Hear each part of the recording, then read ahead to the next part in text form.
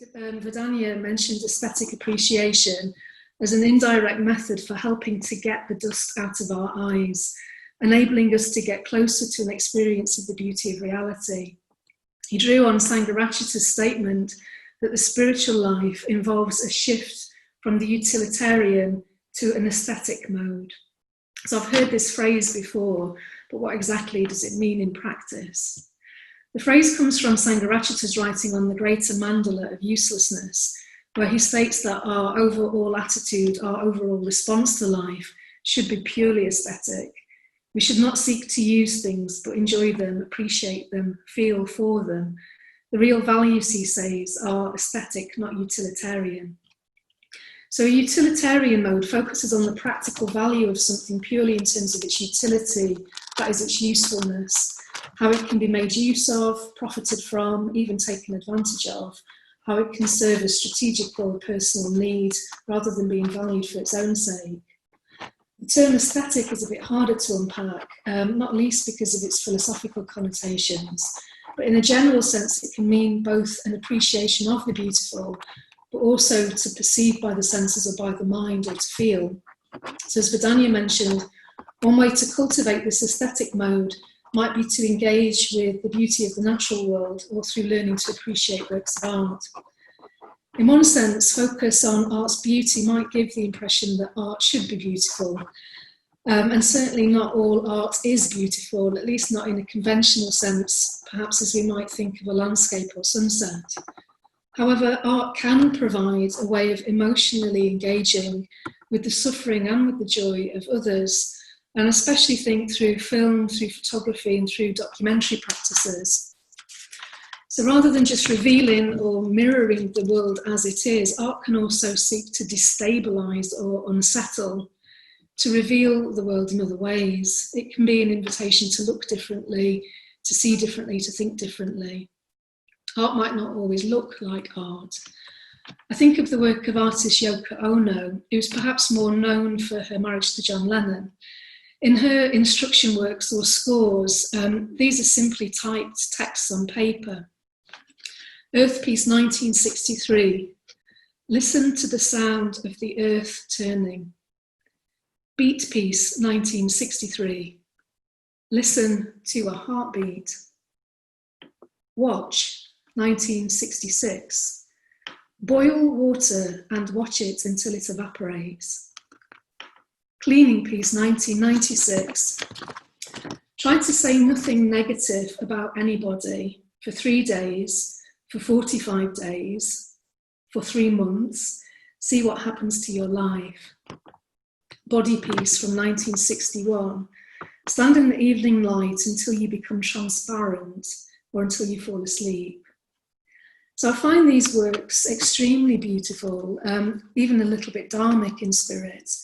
So Ono's work offers an invitation to look, to listen, to imagine differently, to see things from an aesthetic perspective. So rather than just appreciating the work of artists, I wonder if cultivating an aesthetic attitude could also mean learning to perhaps see or even think more like an artist or more like a poet in relation to the world, but also in relation to our everyday lives. So by this, I don't mean that we should all necessarily take up drawing or painting or write poetry, but still is there a broader aesthetic sensibility that could be nurtured, and how? So drawing on my experience of art and art education, I want to share a few reflections on specific principles or attitudes that I think underpin artistic creativity or even aesthetic conduct, and that I think might also translate into the spiritual life. And some of these echo with Vandanya's talk from last week.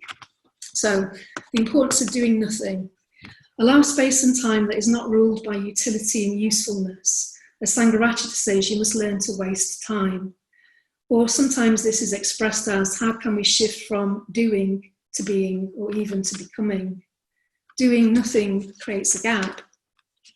However, it's probably worth saying that much as virya, energy or vigour does not mean busyness or hyper-action, doing nothing is not sloth, lethargy, laziness, or even relaxation, nor is it being physically still whilst indulging mental restlessness or planning for the future. It has a quality of alert spaciousness, Creatively doing nothing is resting, but also highly receptive. It is an open field of awareness, even of spontaneity. Doing nothing is not as easy as it seems. Doing nothing can also involve developing a more creative relationship with boredom, not through distraction, but rather by dwelling more deeply in the experience of boredom when it arises, transforming ordinary boredom into a profound sense of emptiness. Philosopher Lars Svensson asserts that in boredom's emptiness, questions emerge such as, what is an I? How ought I to live? And what is to be done then? In the book Kissing, Tickling and Being Bored, Adam Phillips says that boredom invites the reflection, what does one want to do with one's time? So pause and slow down, look and listen at to the world in other ways more slowly. The writer Michel Boulouz-Walker says that slowness is first and foremost a patience involved in sitting with the world and of being open to it. So cultivate patience or pashanti. Pay attention, notice, look again, be mindful. So here, slowness is not without urgency or energy, but rather without haste or hurry. In my own practice, I've found sustained periods of convalescence unexpectedly beneficial in relation to slowing down, for seeing things with fresh eyes. I also spend a lot of time, some hours even, just sitting and looking in the garden with a cup of tea, especially early in the morning or late at night. I relish the play of light and shadow, the movement of the wind and weather, as much as witnessing the interdependence of plants and wildlife, a sense of the aliveness or vitality of things that are totally unburdened by human discursive thought. So be curious about the world, which is not the same as needing to intellectually know. Curiosity can involve suspending habits of thought and learning to see things anew. The capacity or willingness to dwell in the experience of not knowing is foundational for creative practice. Letting go of what is known and learning and what is known and certain by leaning towards what is not yet known. And here, not knowing is not the same as avidya or ignorance, but actually closer to confidence or even to faith. It is a capacity to trust in something beyond rational thought. So let go or lessen the grip of I.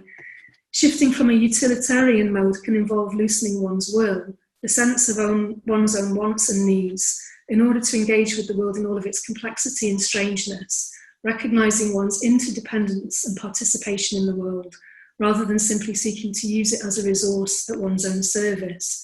It can also mean taking the self less seriously, more lightly, more playfully. So rather than only appreciating works of art or even being an artist and making art, I'm reminded of philosopher Michel Foucault's writing on the art of living, where he says that we should approach art as a work of art. I don't think that this necessarily means beautifying one's life in a materialistic sense, but rather actively treating life as a material with which to experiment and play.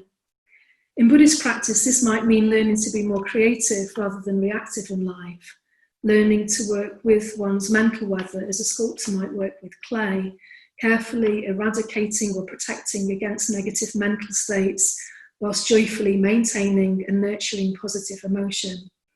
It might mean gently learning to let go of a purely utilitarian attitude and instead live more and more in aesthetic terms. That is, live more and more within the greater mandala of uselessness. Thank you.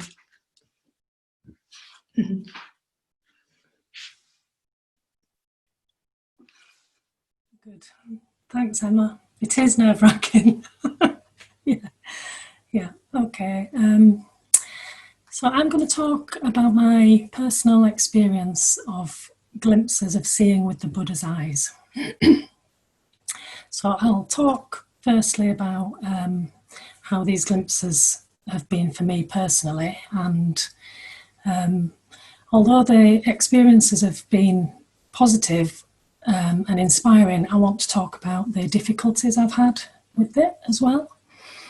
And then I'll talk about how they've helped me to develop Shraddha and trust and confidence in the Dharma. And then lastly, a little bit about how these glimpses can inform ethical practice. So when I was invited to give this talk, I really, really did not want to do it at all. Because talking about this stuff is one of the main difficulties I've had with it, I think, in the past. So I thought it would be good for me to do it, and I thought as well it might help someone else who's got similar things. So I'll firstly try to talk a little bit about what the glimpses were like for me personally, which really is quite impossible, isn't it? Because it's the whole thing about this is that they're beyond our kind of usual perspective and beyond words and concepts, so it's kind of impossible. But so when I first started meditating, I had quite strong experiences of these glimpses, and so for a while it was it was kind of like a switch, like experience would be the usual way for me, and then suddenly something completely different would open up and the whole meaning of things changed and then just went back to normal. So almost like a switch went across in my life.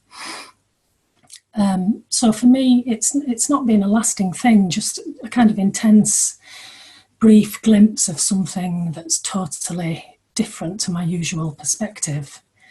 And the feeling of it was like this is something that I've just waited all my life to know about, that this is really what life's for. So it kind of was a sense of coming home and rightness with a lot of joy and beauty and perfection of things, without a kind of briefly, very briefly, without a sense of separation or personal agenda. So emotionally there was a feeling of love and devotion really, and reverence that went with it. And it came with a real sense of relief. So kind of like finally it doesn't have to be all about me and what I want, and in fact it's nothing to do with me or what I want, it's just how things are, and my opinions and what I think I want is just the little stuff. So I guess a kind of a bigger perspective. So a real relief that there's something beyond my usual preoccupations and concerns and worry and anxiety. So that's kind of a sort of flavour of how it was for me. And then, so that all sounds really good, doesn't it? So I want to talk about why it was difficult, because I think the main difficulty was in sharing the experience and being able to talk about it. So when I started meditating, I was really completely new to the Dharma, and I didn't have any language to express myself, and I didn't have any perspective really on this at all. So it was really painful to not be able to share it and have it understood. But if I tried to talk about it literally, I just couldn't get anywhere near it. So these glimpses were a really emotional experience for me. So it was hugely important at a really deep personal level. But I felt quite sort of awkward and confused and alone with it or something. I didn't really know what to do with it. And I didn't know how to express it. And when I tried to, it was really clumsy and it seemed to kind of tarnish it in a way. So when I came to the centre and Triratna, I've gradually found friends, wiser friends that I can talk to about this. So friends that can listen and take it seriously, but also not make a big fuss about it or not make me special or anything like that, and just help me to just relax, really. And also, I think a really important thing has been learning to hear and value other people's glimpses and how they can be really, really different to mine. Because I think I didn't know how to value other people's experience if it didn't look like mine was. I kind of thought there was only one way it would be. But I've learned that, we all use really different language and metaphors to express our inner spiritual lives. So yeah, for me, I think spiritual friendship's been really the most important thing. And feeling, it's really important to feel seen and understood, isn't it? And also learning to understand and connect with other people's experience. So I'll talk a little bit now about Shraddha, about faith and confidence, because these glimpses, they left me with a really deep sense of kind of longing, almost constant, really intense longing, and nothing could touch that apart from meditation, and then only very occasionally and very briefly. So at first I was practicing to try and replicate the glimpses that I'd had through meditation and reflection, and I was quite driven, I think, in doing that. But I think it was kind of necessary because when I first came to the Dharma, I had a really rigid, materialist worldview. So only the material world was true and real for me. But yeah, I was having these glimpses of something completely different and something beyond that.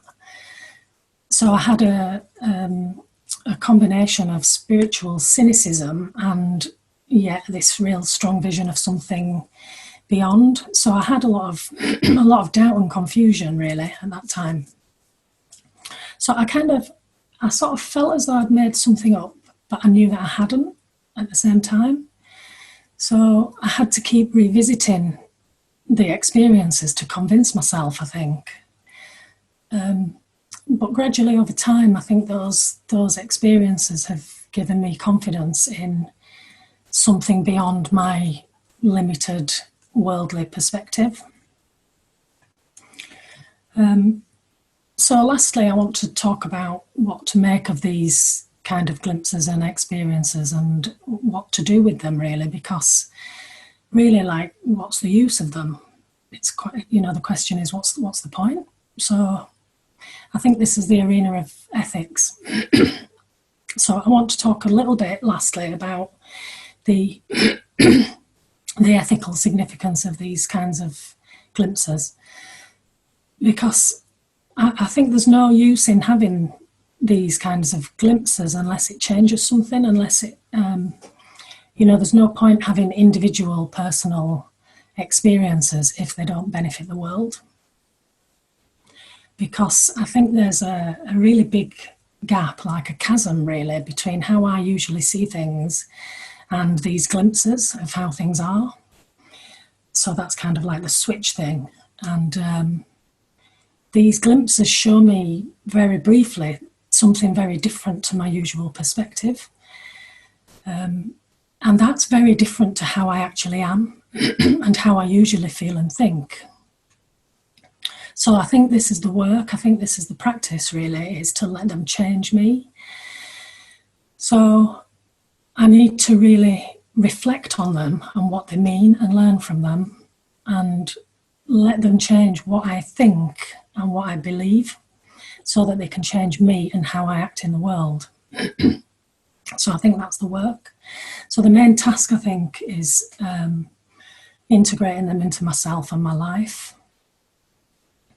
So I think a really important process for me in my practice is to remember a glimpse of knowing that reality isn't about me being separate from the world. Remember remember knowing that, relive that on an emotional level, and then let that inform my ethical practice and how I actually behave and how I am. And I think that's the work of lifetimes, really. And I guess the aim is to try and align myself with what these glimpses show me about how things really are. That's it, thank you.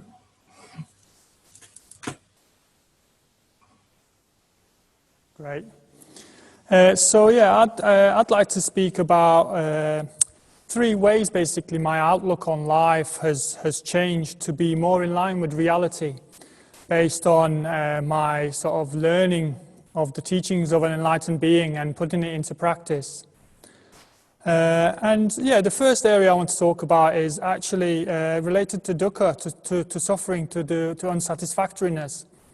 And in the past, when I experienced unsatisfactoriness, when I experienced dukkha, my response was to want to run away, escape, and avoid it, basically. So I'd seek refuge in things like alcohol or smoking or food and all kinds of sensual pleasures. Or it could be different things like just playing computer games and binge watching series, spending a lot of time in YouTube. Or I could also seek to blame others, especially people in power. I just really like to blame them for my experience of dukkha, as if that was going to, in a way, lead me to live a meaningful and satisfying, fulfilling life. But since coming across the Dharma, coming across Buddhism in a way, it's given me a whole different sort of sources of refuge, really, and that's the three jewels. Which to most people who've come to the centre for a long time would have heard about the phrases of going for refuge to the three jewels. So that's an area that's really, really changed for me, what I actually go for refuge to. These days is more and more the three jewels, and sure, like I've still got a long way in a way that I still spend time in my previous habits. But I don't see them as refuges anymore, in a way, safe and lasting refuges. They're kind of almost a respite till I can gather enough courage and momentum again to keep turning towards dukkha in a way. And I think that's one big area where things have changed. So I don't see unsatisfactoriness and dukkha anymore in terms of something to avoid and run away from. But it's potentially it can be a source of gateway to sort of growing and freeing myself from just this need and fear of experiencing dukkha and a bit of unsatisfactoriness, or the sense that it's a sign of failure or anything like that. So it's really changed my attitude to dukkha in that sense, from wanting to run away from it to seeing it as a potential to grow from, to develop from. A way to free myself from further suffering, from especially mental suffering. A second area I'd like to mention is the area of ethics and my relationship with ethics. So in the past, I used to even consider this generous sort of impulse I have as being a bit of a fool in the world I lived in. So it was just really quite a foolish thing to be. Why am I generous in the world we live in? And also there was a sense of ethics as something I should be doing, and if I'm not, I'm a bad person. Like there was quite a lot of judgment around it, and if I wasn't, I was a bad person. And like a sense of it being commanded onto me, forced onto me. And there's also a sense of, like, if I am kind and polite to somebody, they will be polite back to me, and that's what I want. So in a way, there was like a negotiating element almost in my acting ethically. And since coming to learn more about it, learning the Dharma, the teachings from the view of somebody who's seen the truth, I can relate to ethics in a much more sort of freeing way, like in a way that doesn't limit its joy and pleasure and connecting and happiness. And in a way, the more I find myself practicing unconditionally, practicing ethics for its own beauty, for its own, it is the way that is most sort of beneficial to me and others, and that is there's like a really going beyond this limitation of why I should practice ethics, and there's a lot more joy and pleasure to be gained from ethics in that way as well. If we can just do it more unconditionally, I enjoy it a lot more when I'm actually in touch with my intentions behind acting ethically, and they're much more purer. So the third area that I want to sort of mention is so I used to see the world I live in a bit of a, like even the universe in a way, a disconnected, a very nihilistic material sort of realm, which is a lot of meanness, a lot of pain, a lot of suffering. And that's changed a lot, particularly through some meditation and at times particularly through deeper connection and communication with people.